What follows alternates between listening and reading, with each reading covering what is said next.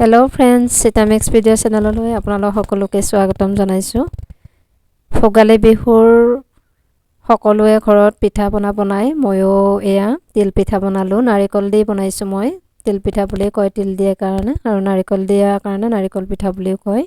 এইটো নাৰিকল মই এটা লোৱা নাই, মই বেছিকৈ লৈছোঁ। মই এতিয়া দেখুৱাইছোঁ। ভালদৰে চফা কৰি এইদৰে কাটি ল'ম মই। পিচ পিচ কৰি কাটি মিক্সিত দিলে বেছি সোনকালে গুড়ি হয়। এয়া দেখিছেনে? এনেদৰে বেছি সময় নালাগে, 5 মিনিটো নালাগে। 5-6টা নাৰিকল এনেদৰে ৰুকিব পাৰি। বহুত ইজি হয় আজিকালি।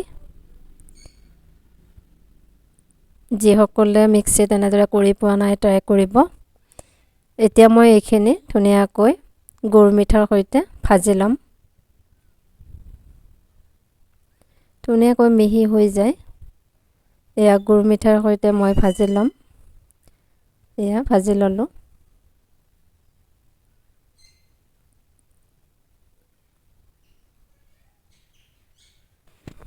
এয়া বৰা চাউল মই ভিজাই ৰাখিছিলোঁ আধা ঘণ্টাৰ কাৰণে। তাৰপিছত মই এনেদৰে পিচি ল'লোঁ।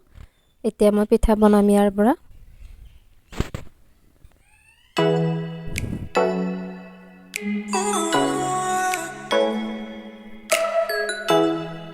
তিল পিঠা বহুত ধুনীয়াকৈ হয় যদিহে চাউলটো নতুন হয়। নতুন চাউল দিলে তিল পিঠাটো ধুনীয়াকৈ উঠে, ভাঙি নাযায়।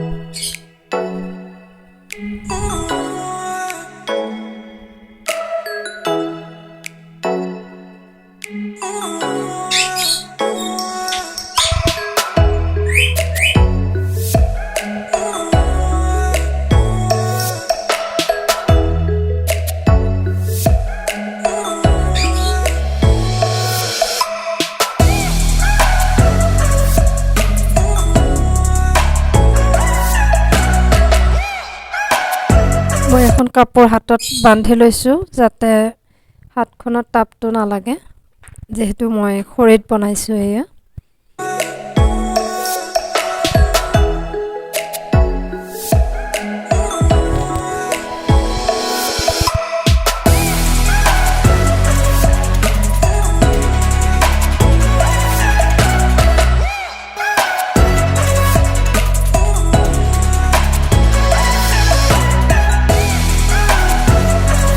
বহুত ইজি হয়, আপোনালোকেও ট্ৰাই কৰিব।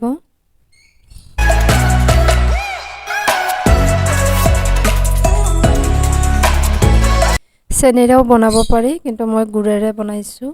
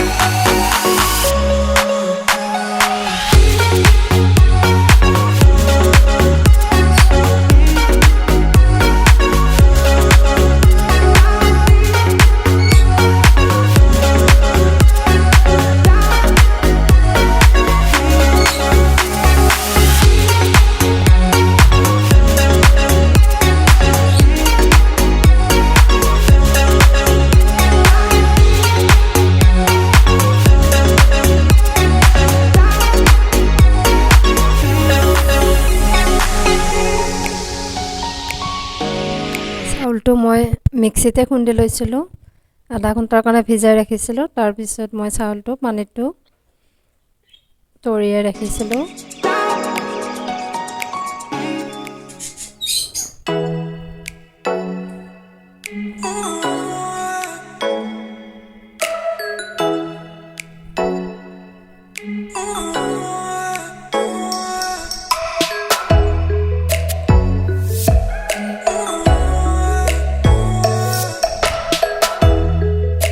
ভোগালীৰ মেজি মেকুৰীতেও আনন্দ লৈছে।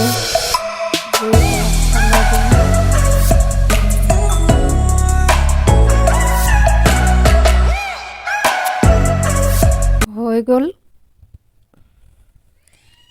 কেনেকুৱা পালে জনাব, ভাল লাগিলে লাইক শ্বেয়াৰ কৰিব।